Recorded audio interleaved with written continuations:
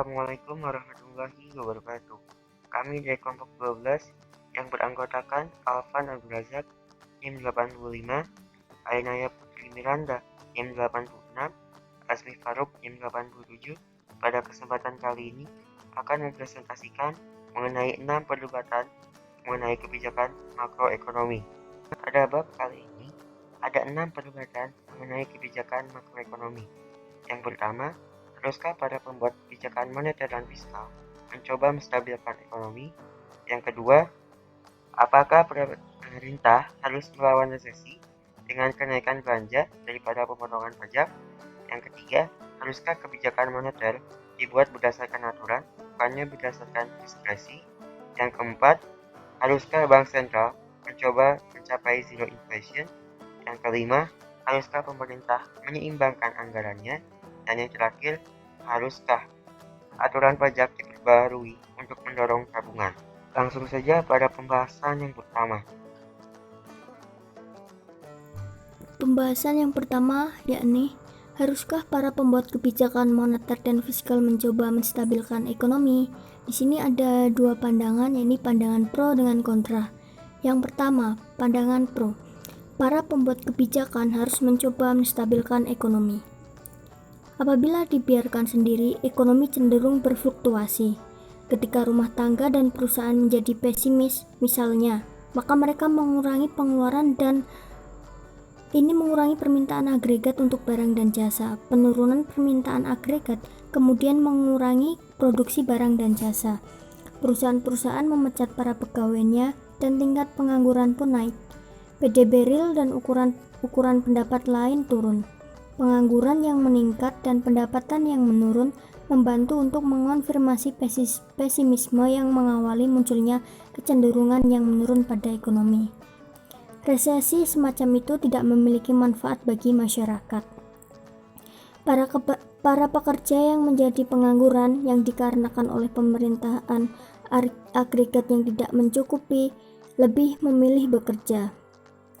Kemudian tidak ada alasan bagi masyarakat untuk menderita selama lonjakan dan kegagalan siklus bisnis.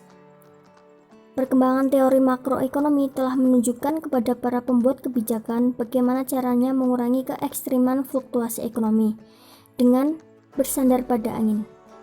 Perubahan ekonomi dengan kebijakan moneter dan fiskal dapat menstabilkan permintaan agregat dan pada akhirnya produksi dan ketenaga kerjaan.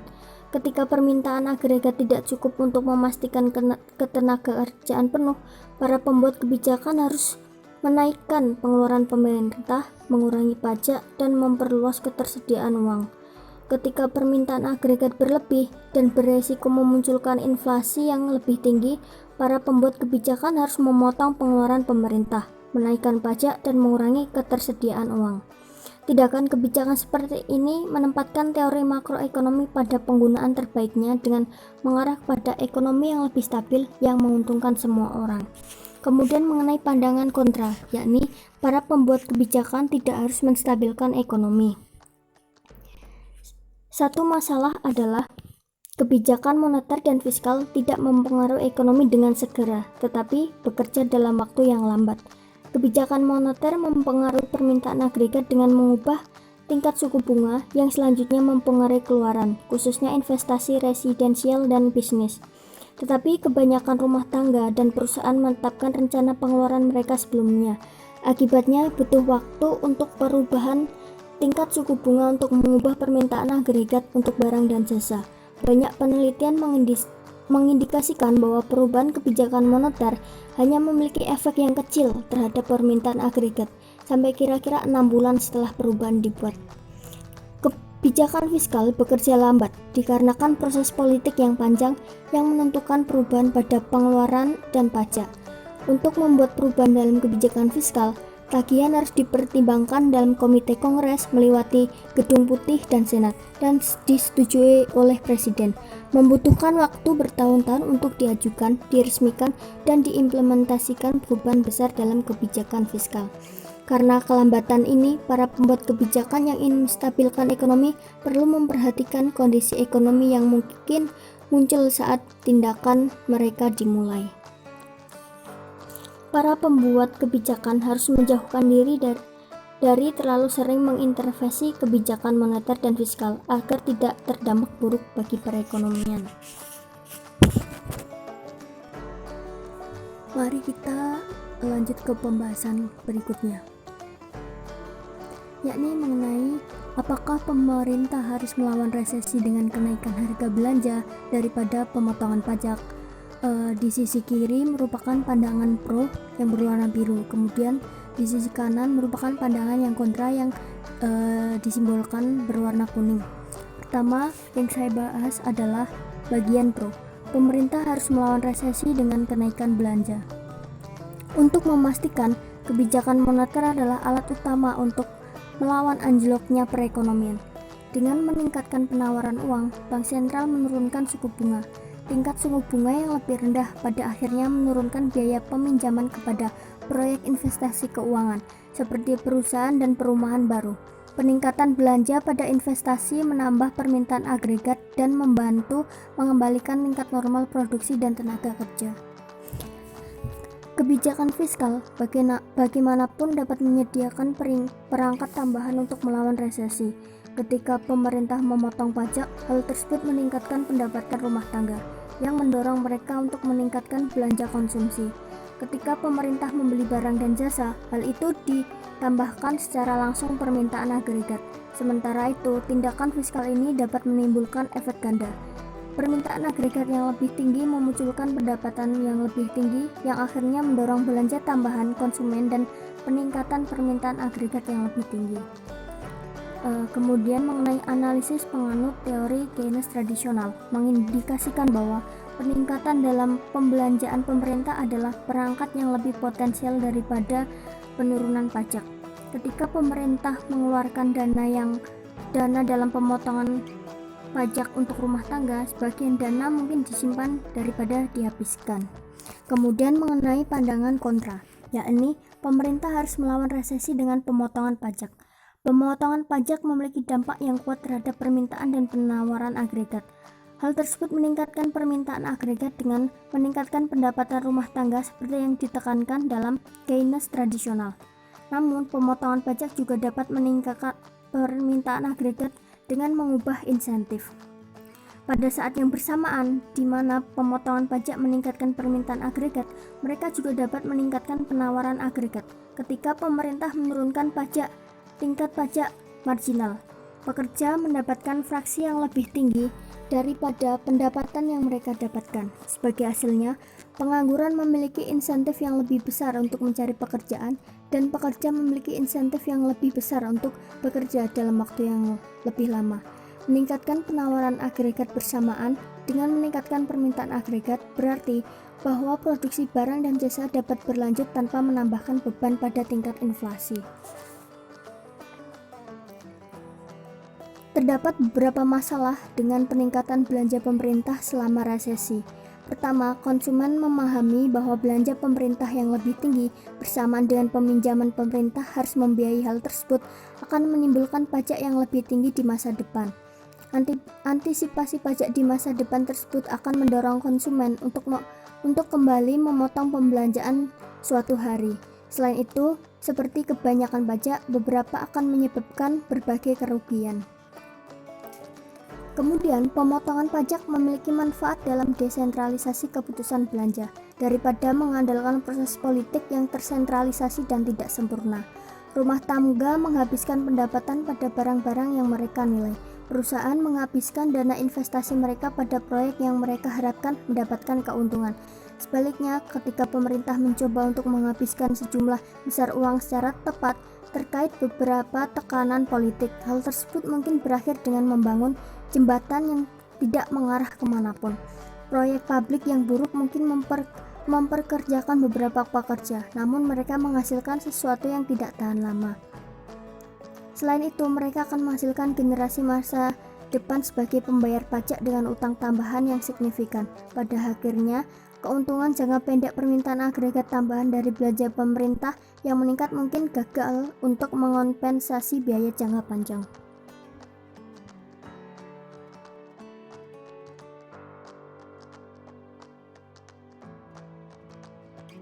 Selanjutnya, Saya akan sedikit menjelaskan tentang perdebatan haruskah kebijakan moneter dibuat berdasarkan aturan, bukannya berdasarkan diskresi. Kebijakan moneter bertujuan untuk mengatur dan mempengaruhi jumlah uang yang beredar. Pihak yang pro, yang mendukung kebijakan harus dibuat berdasarkan aturan, sebenarnya berusaha mengantisipasi dua masalah pada saat diskresi digunakan untuk menjalankan kebijakan moneter. Masalah yang pertama, diskresi tidak membatasi ketidakcakapan dan penyalahgunaan kekuasaan. Sebagai contoh, bankir sentral yang bersekutu dengan politisi yang mengakibatkan fluktuasi ekonomi atau siklus bisnis politik. Masalah yang kedua, diskresi kemungkinan mengarah kepada inflasi yang lebih daripada yang diinginkan. Hal ini karena ketidakkonsistenan waktu kebijakan. Karena para pembuat kebijakan seringkali tidak konsisten soal waktu, orang-orang bersifat skeptis saat bankir sentral menyatakan niat mereka untuk mengurangi tingkat inflasi. Satu cara untuk menghindari kedua masalah dengan kebijakan yang leluasa ini adalah dengan mengikat bank sentral kepada peraturan kebijakan. Orang-orang akan mempercayai pernyataan bank sentral mengenai inflasi yang rendah karena bank sentral dituntut secara hukum untuk mengejar kebijakan moneter inflasi yang rendah.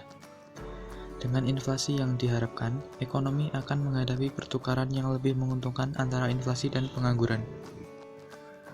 Mengikatkan bank sentral pada beberapa aturan akan menghasilkan manfaat dengan membatasi ketidakcakapan, penyalahgunaan kekuasaan, dan tidak konsisten soal waktu dalam pelaksanaan kebijakan moneter. Di bagian pihak yang kontra, kebijakan moneter tidak harus dibuat berdasarkan aturan. Meskipun mungkin ada lubang perangkap atas kebijakan moneter diskresioner, ada juga manfaat penting dari kebijakan seperti itu, yaitu fleksibilitas. Karena keadaan ekonomi yang bersifat dinamis atau berubah-ubah, membuat kebijakan harus menghadapi berbagai keadaan yang tidak semua dapat diramalkan. Dalam kebijakan diskresioner, perancang aturan kebijakan tidak mungkin mempertimbangkan semua kemungkinan dan sebelumnya merinci respon kebijakan yang benar. Akan lebih baik untuk menunjuk orang yang baik untuk menjalankan kebijakan moneter dan kemudian memberinya kebebasan untuk melakukan yang terbaik. Selain itu, permasalahan yang dituduhkan pada diskresi sebagian besar masih hipotesis. Pada beberapa kasus, yang terjadi sepertinya hal sebaliknya. Sebagai contoh, Presiden Jimmy Carter menunjuk Paul Volcker untuk memimpin The Fed pada 1979. Volcker beralih kepada kebijakan moneter kontraksioner untuk melawan tingkat inflasi yang tinggi yang telah ia warisi dari para pendahulunya. Hasil dari prediksi keputusan Volcker adalah resesi, yang dimana menyebabkan turunnya popularitas Carter. Hal ini membuktikan bahwa permasalahan yang dituduhkan pada diskresi masih hipotesis. Meskipun banyak penelitian yang memeriksa kerugian dan keuntungan dari aturan-aturan alternatif, para ekonom belum mencapai satu konsensus mengenai aturan yang baik itu seperti apa. Sampai adanya konsensus, masyarakat tidak memiliki banyak pilihan selain memberikan bankir sentral diskresi untuk menjalankan kebijakan moneter yang menurut mereka sesuai. Selanjutnya, haruskah bank sentral mencoba mencapai zero inflation? Pihak yang pro, bank sentral harus mencoba mencapai zero inflation. Beberapa ekonom berpendapat bahwa kerugian terbilang kecil dan bersifat substansial. Selain itu, tidak ada keraguan bahwa publik tidak menyukai inflasi. Saat inflasi naik, jajak pendapat mengidentifikasi inflasi sebagai salah satu masalah utama negara. Keuntungan dari zero inflation harus diukur terhadap kerugian saat mencapainya. Mengurangi inflasi mungkin membutuhkan periode dengan tingginya tingkat pengangguran dan rendahnya hasil produksi, seperti diilustrasikan oleh kurva jangka pendek Phillips. Tetapi resesi disinflasi ini hanya bersifat sementara. Setelah orang-orang tahu bahwa para pembuat kebijakan mencoba mencapai zero inflation, antisipasi terhadap inflasi akan turun, dan pertukaran jangka pendek akan naik. Karena antisipasi disesuaikan, tidak ada pertukaran antara inflasi dengan pengangguran pada jangka panjang. Kunci strategi ini adalah kredibilitas. Orang harus percaya bahwa bank sentral benar-benar melaksanakan kebijakan yang telah dinyatakannya. Para pembuat kebijakan dapat membantu di sini dengan meloloskan perundang-undangan yang menciptakan stabilitas harga tujuan utama bank sentral.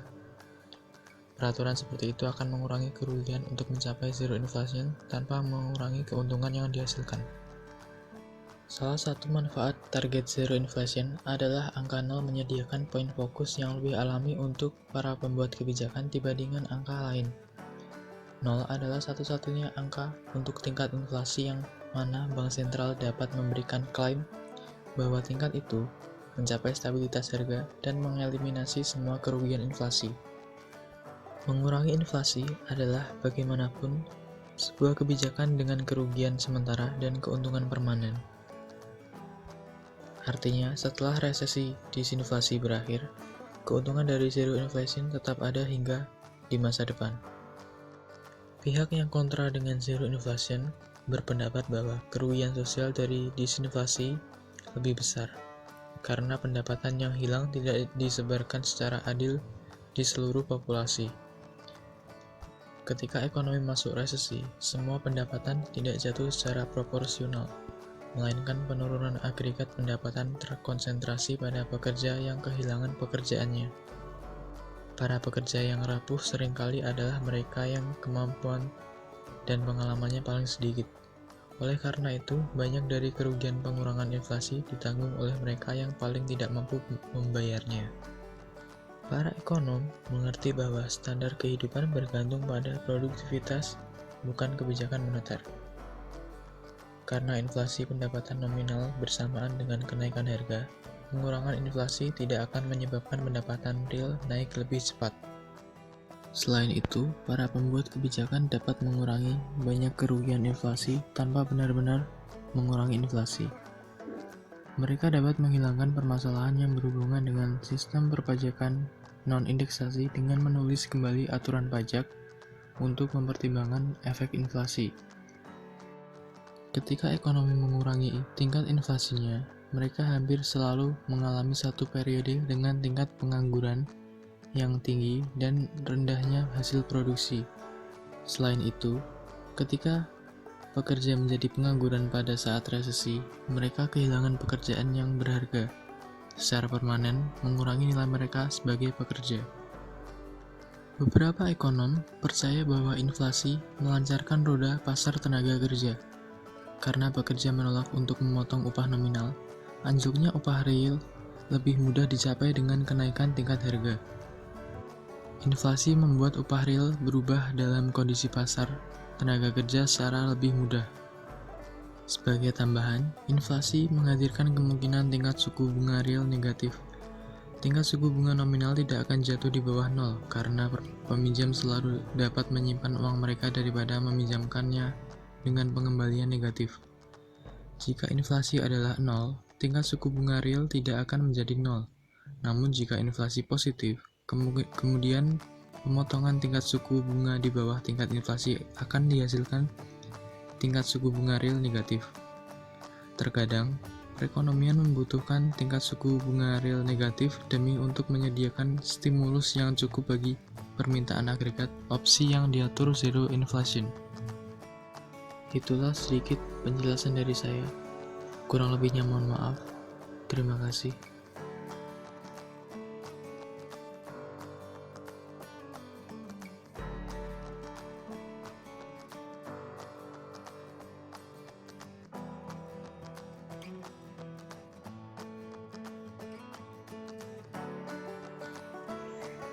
Perdebatan selanjutnya, haruskah pemerintah menyeimbangkan anggarannya? Bagi mereka yang pro terhadap kebijakan ini, pemerintah harus menyeimbangkan anggarannya. Efek yang paling langsung atas utang pemerintah adalah penempatan beban pada generasi pembayar pajak masa depan. Ketika utang-utang dan bunga akumulasi jatuh tempo, para pembayar pajak masa depan akan menghadapi pilihan yang sulit. Mereka dapat membayar pajak yang lebih tinggi, menikmati lebih sedikit pengeluaran pemerintah, atau keduanya, untuk membuat sumber-sumber tersedia untuk membayar utang dan bunga akumulasi.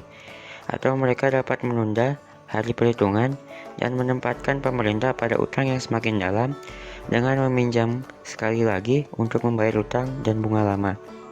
Pada intinya, ketika pemerintah mengalami defisit anggaran dan mengeluarkan utang pemerintah juga membuat bayar pajak saat ini, menyerahkan tagihan atas beberapa pengeluaran pemerintah mereka kepada pembayar pajak masa depan.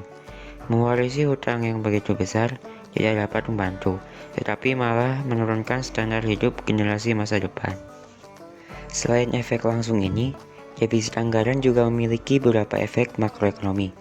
Karena defisit anggaran mempresentasikan tabungan publik negatif, defisit anggaran menurunkan tabungan nasional. Tabungan nasional yang berkurang menyebabkan tingkat suku bunga real naik dan investasi turun.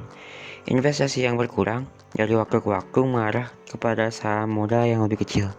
Saham modal yang lebih rendah mengurangi produktivitas tenaga kerja, gaji real, dan produksi barang dan jasa ekonomi.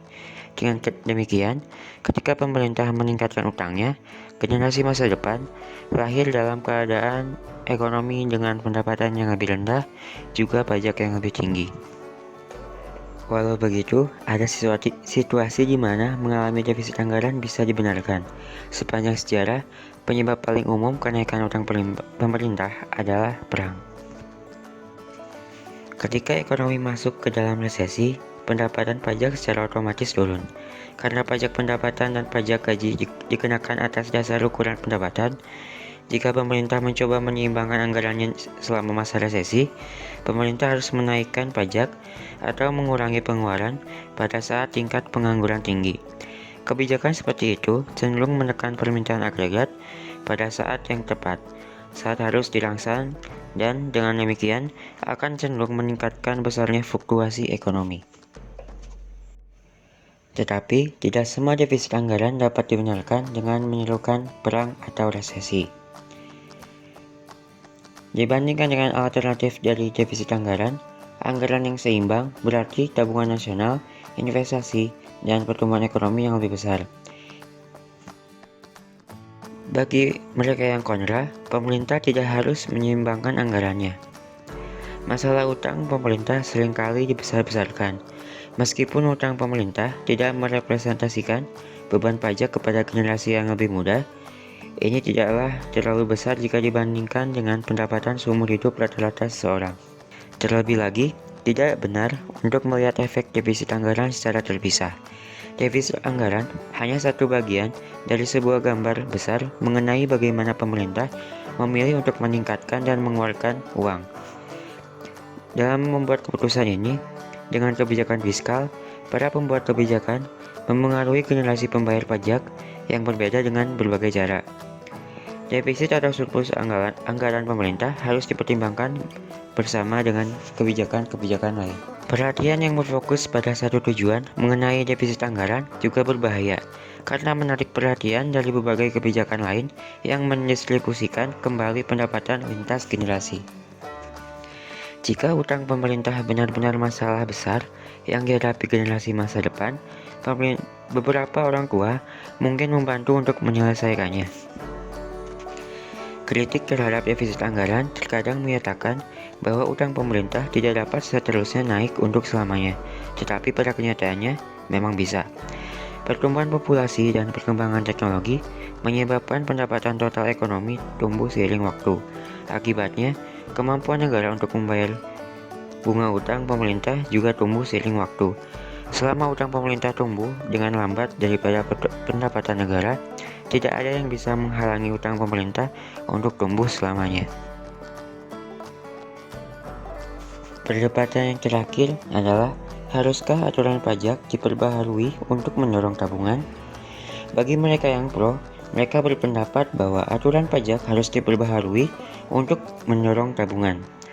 Tingkat tabungan negara adalah faktor utama kesejahteraan jangka panjang ekonominya. Ketika tingkat tabungannya lebih tinggi, lebih banyak sumber penghasilan yang tersedia untuk investasi di pabrik dan peralatan baru.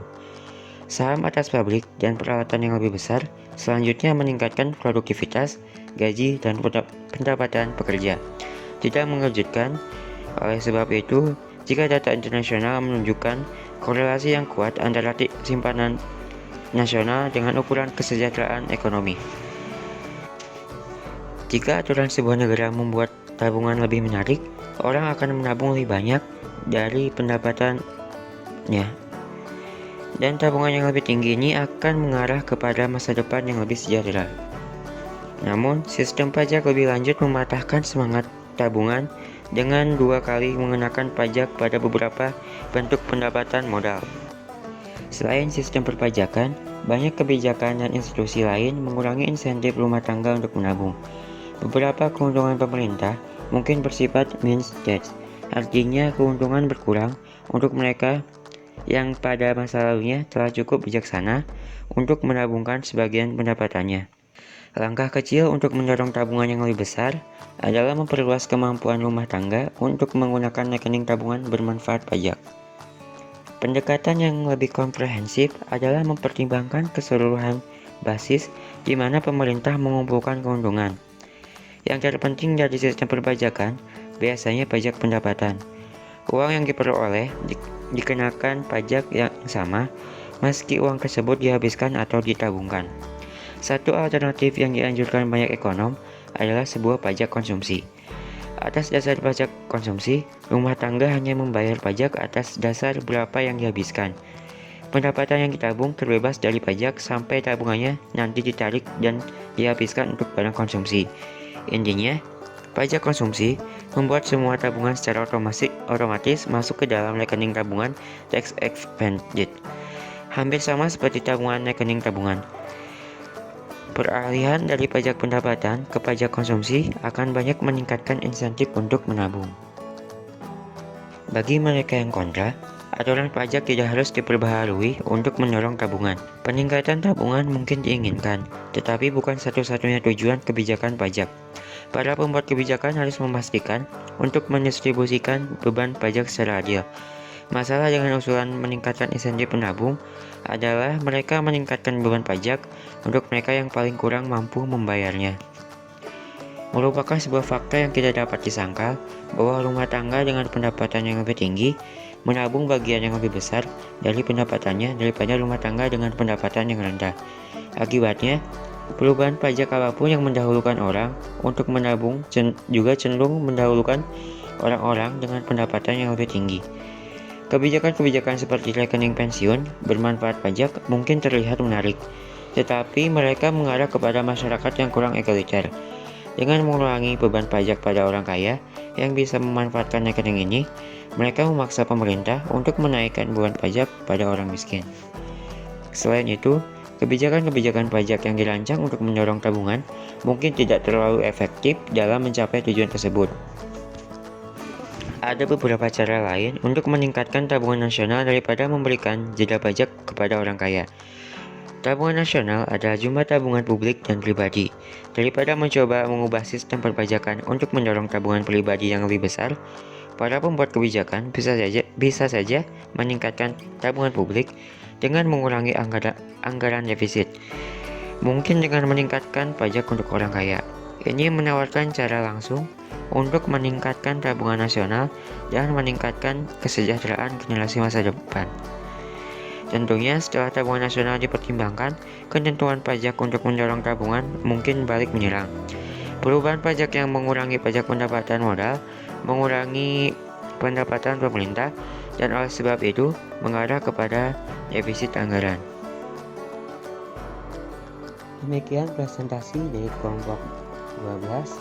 Terima kasih atas perhatiannya. Wassalamualaikum warahmatullahi wabarakatuh.